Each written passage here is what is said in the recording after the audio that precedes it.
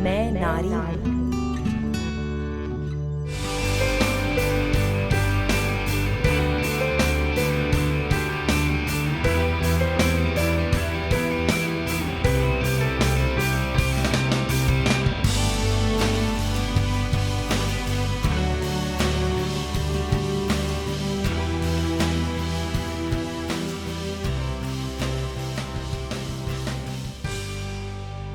Hello friends, तो हम निकल चुके हैं हमारे आज के अगले इंटरव्यू के लिए।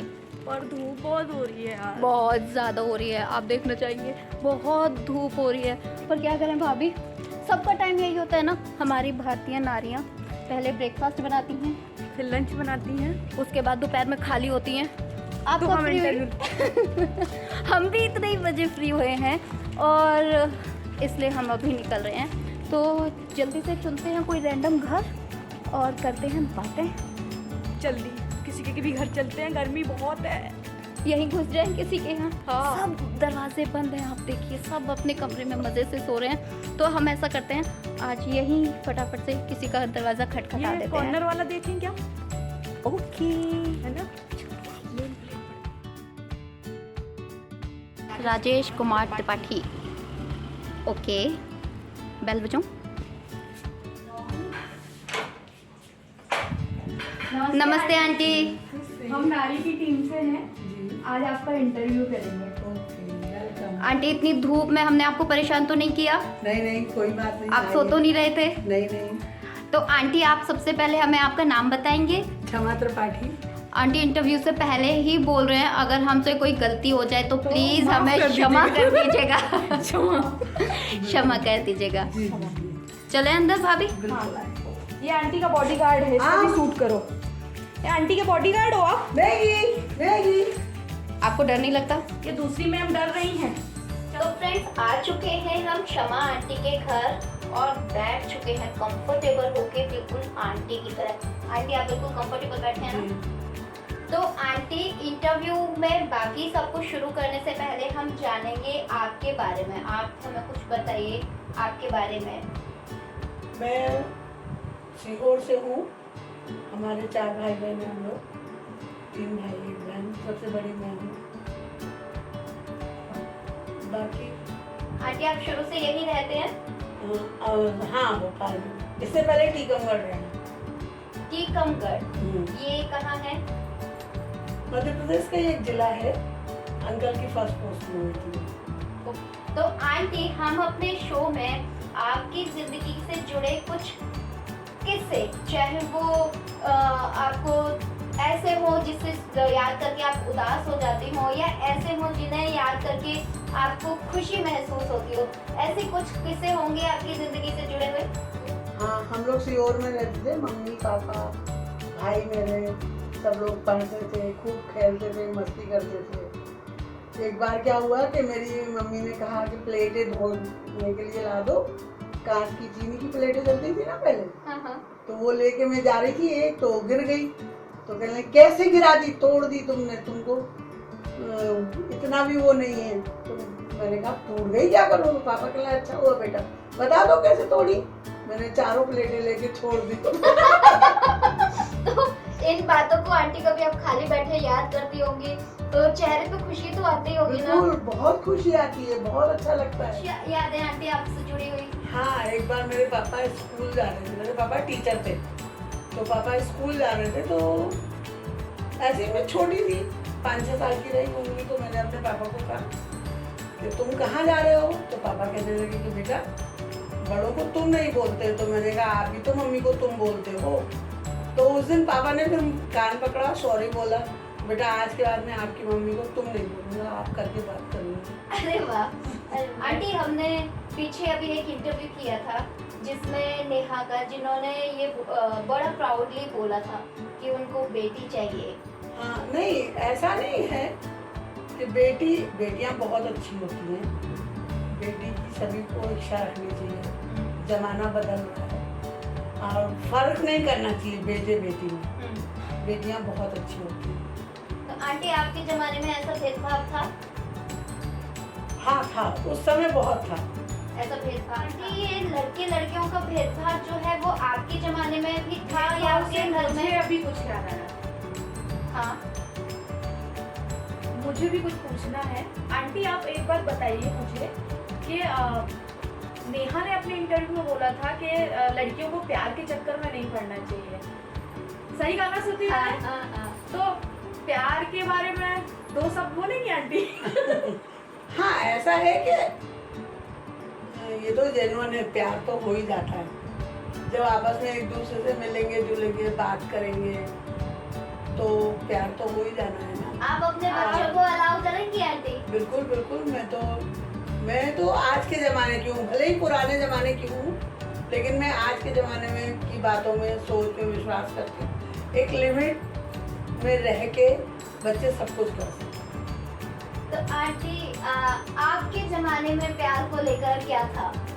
हाँ हमारे ज़माने में तो बहुत था कि गलत बात है ये है, आंटी लेकिन एक मिनट आंटी, आपको हुआ है कभी किसी से प्यार?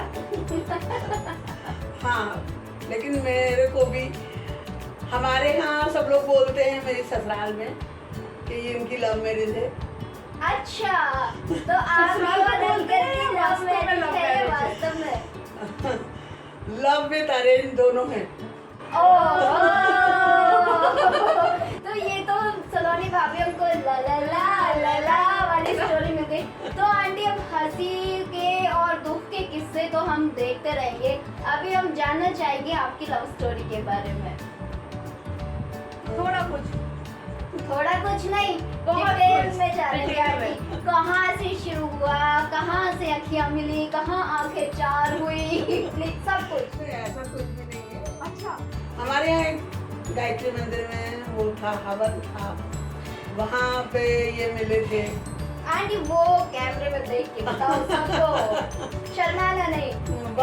हमारे यहाँ एक गायत्री हवन हुआ था, पंचकुंडी यज्ञ था, उसमें मेरी मौसी भी थी, ये भी थे, हम सब थे। फिर ये मेरे यहाँ आए, मेरी भाई का स्टूडियो था तो फोटो लेने, तो मेरी मम्मी ने इनको कहा कि मेरी बेटी को गणित इंग्लिश पढ़ा दिया करो, तो कहले ठीक है पढ़ा दिया करूँगा। बस ऐसे आना जाना हुआ। ओहो आंटी आप इंग्लिश पढ़ते ये क्या, ये तो वो वाला गाना है ना, ABCD छोड़ो। तो आंटी आप भी गाना गाती थी? नहीं ऐसा कुछ भी नहीं है, लेकिन फिर बाद में एक दो बार ये आए हैं, फिर नहीं आए। फिर एक अंकल थे, डॉक्टर अंकल, उनने मेरे पापा को बोला कि आप अपनी बेटी की शादी एक है त्रिपाठी जी उनसे कर दो, वो बहुत अच्छे हैं। फिर मेरे पापा ने आज का सारा प्रोसीजर। पर वो तो आपको पहले से पढ़ाते थे ना। ABCD। अभी ये तो आपने कुछ गोलमाल किया है।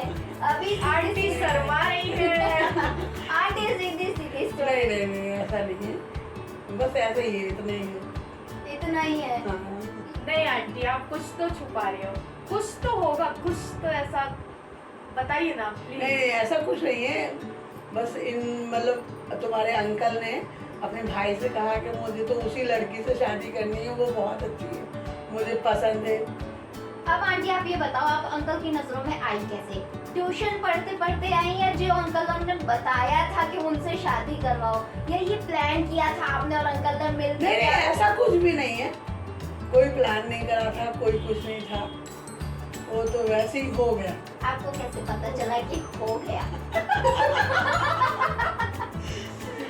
कैसे पता चला? कुछ फील हुआ था? नहीं ऐसा कुछ भी नहीं है, लेकिन सब हाँ कुछ में आपके ऐसा कुछ भी नहीं है, उसके बाद फिर निकल के सब कुछ आ जाता है। लेकिन अब ऐसा मतलब फिर ये बाद में कहने लगे कि क्यों तुम मुझे क्या मंदिर में मिली थी, मैंने तुमको वहीं देखा था पहली बार। तो मैंने कहा हाँ मिले थे, लेकिन ऐसा कुछ नहीं था हमको कि हमें शादी करनी है कुछ है। आंटी अभी मैं ना हो गई हूँ थोड़ी सी कंफ्यूज, और मुझे उम्मीद है हमारे व्यूवर्स भी हो गए हैं थोड़े से कंफ्यूज। आप मिले थे मंदिर में अंकल को, अंकल ने भी बताया कि हाँ देखा था मंदिर में तुमको। उसके बाद अंकल के साथ लगाई आपकी इंग्लिश की क्लासेस। उसके बाद मतलब उसके बाद क्या हुआ वो जानना है मुझे। नहीं पढ़ा, मतलब मम्मी ने कहा था हाँ, एक आध बार ही आए हैं कि यहाँ से यहाँ तक पढ़ लो, बस इतना ही, और कुछ नहीं हुआ। उसके बाद कुछ नहीं हुआ। तो आप अच्छा खासा लंबा समय नहीं पढ़े अंकल? नहीं। अच्छा तो आपके और अंकल के बीच में गैप बहुत होगा? हाँ कितने साल का? नहीं गैप नहीं है हम लोगों का तो सेम साल का ही है। इनका मार्च का है 65 का और मेरा अक्टूबर का 65। तो अंकल फिर भी आपको इंग्लिश पढ़ाते थे? हाँ तो क्या हुआ, मैं बीए कर रही थी, एमए कर रही थी। वो इंग्लिश से कर रहे थे ना। तो सलोनी भाभी आपको कुछ झोल नहीं लग रहा? ये घर वालों की सोची समझी साजिश नहीं लग रही है आपको? लड़का फंसा लिया नौकरी वाला लेक्चरर लड़का। लेक्चरर। हाँ। सच में फंसाया था? हाँ मेरी मम्मी को लगा कि नहीं मेरा एक ही दामाद है, क्यों बना के खाना खाएगा, तो मम्मी मेरी टिफिन भेजती रही। शादी नहीं हुई थी ना? शादी नहीं हुई थी। बनाता कौन था खाना? ऑब्वियसली मैं भी बनाती थी, मम्मी भी बनाती थी। आंटी, ये किस्सा कितना लंबा चला शादी से पहले? मतलब आपके अंकल से मिलने के से शादी के बीच तक कितना समय था?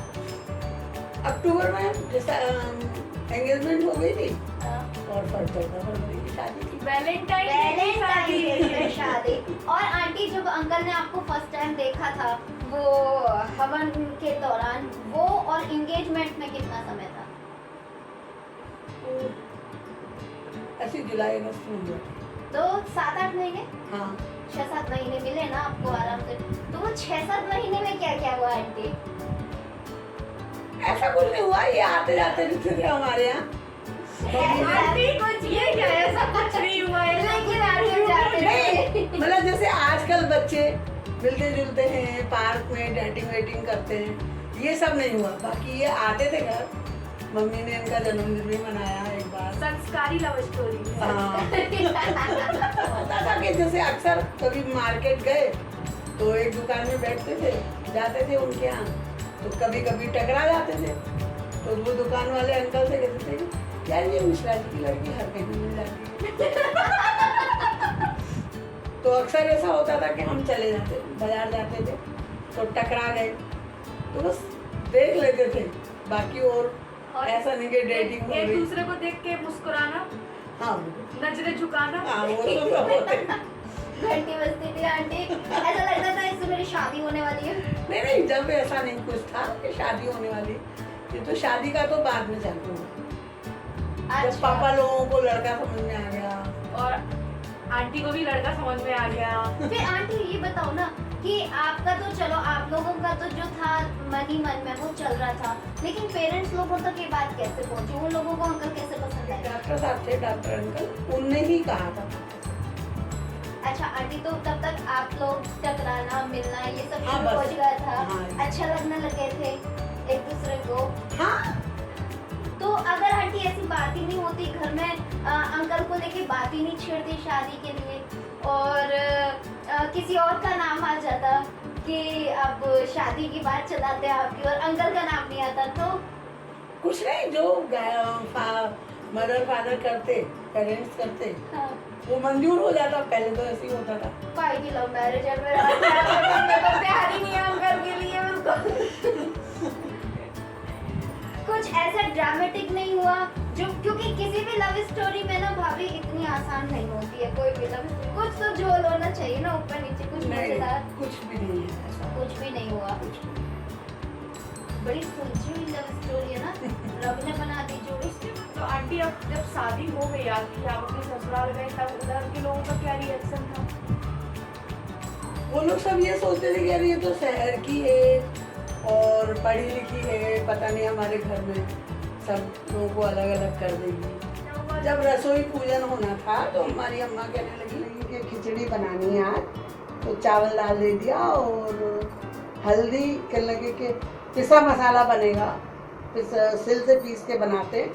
तो उनको लगा कि ये शहर की लड़की है, पता नहीं पीस पाएगी कि नहीं, तो उन्होंने सिल पे हल्दी और कोयला दोनों चीज़ें रख दी। तो हमने कोयला उठा के फेंक दिया और सिल से हल्दी को चल के और खिचड़ी में डाल दी। तो फिर हमारे ससुर बैठे थे तो कहने लगे अरे ते क्या समझती है, कब बहू हमारी ऐसी है, भाई बहू बहुत समझदार है। तो आंटी अब शहर से गांव में गई थी, हाँ है ना, तो कुछ ऐसे बदलाव, गांव के मजेदार किस्से? हाँ, रोज वहाँ पे रोज लेडीज आ जाती थी तो इतना मुंह घूंघट करके बैठना और सबकी बातें हमें समझ, कुछ कोई की समझ में आती, कोई की नहीं आती, हाँ, तो बड़ा अजीब लगता था कि यहाँ कैसा रिवाज है। बेटा घूंघट डाल लो, बस औरतें आए और दो का सिक्का, मुंह दिखाई। कोई 5 रुपए, कोई 10 रुपए, तो बड़ा वो लगता था कि पता ऐसा भी होता है कि 2 रुपए 5 रुपए। अच्छा, ये मुझे क्यों याद आया मुंह दिखाई, क्योंकि मैं भी यूपी से हूँ। अच्छा, तो उधर भी मैंने देखा है कि आज भी लोग 10 रुपए और 5 रुपए ही दे के जाते हैं मुंह मुंह दिखाई दिखाई के लिए। में। आंटी कितनी कमाई हुई थी आपकी? अब 2 5 रुपए में कितने मैंने गिने नहीं थे, वैसे ही रख लिए थे। ठीक है। और आंटी कुछ खेतों में आना जाना ऐसा कुछ रहता था क्या? हाँ नहीं, हमारे यहाँ घर में नहीं था वॉशरूम, खेत में नहीं जाते थे, थोड़ा सा दूर बना था। टॉयलेट एक प्रेम कथा। वैसे मैंने वो वाला खेत नहीं पूछा था आंटी। आपने वो वाला खेत बता दिया, तो अभी वहीं से शुरू करते हैं। हाँ, तो क्या होता था आंटी? तो मतलब वॉशरूम बाहर बना था, अच्छा, घर से था। बाहर। हाँ था तो वॉशरूम खेत था। कहाँ? खेत में कब गए? खेत में नहीं गए, अभी तो बोल रहे थे खेत में गए। नहीं, जैसे जाते हैं यूपी में, अच्छा, गाँव हाँ में हाँ। जाते हैं, लेकिन हमारे घर था घर में, तो तो लोटा पार्टी नहीं कर पाएंगे। लोटा पार्टी नहीं हुई, लेकिन वो बाल्टी टांग के ले जाना बड़ी शर्म लगती थी, जाने के ऐसा लगता। मैं तो हमेशा अंकल के साथ ही रही हूँ। मुझे वो गाना याद आ गया, तू जहाँ जहाँ जाएगा मेरा साया। हाँ, आंटी, आंटी, आंटी, दो लाइन, 2 लाइन अंकल के लिए। तू जहाँ जहाँ रहेगा मेरा साया साथ साथ। तो दोस्तों, ये था हमारा नारी का रेट्रो लव वाला इंटरव्यू। नेक्स्ट पार्ट में देखेंगे शादी के बाद होने वाली सास बहू ननद देवरानी जेठानी के बीच छोटी मोटी अनबन, क्या करती हैं आंटी स्किल्स में और क्या बनाती हैं वो अपनी बहू रानी के लिए। देखना ना भूलें हमारा नेक्स्ट पार्ट। तब तक के लिए stay tuned and don't forget to like, subscribe and share our channel.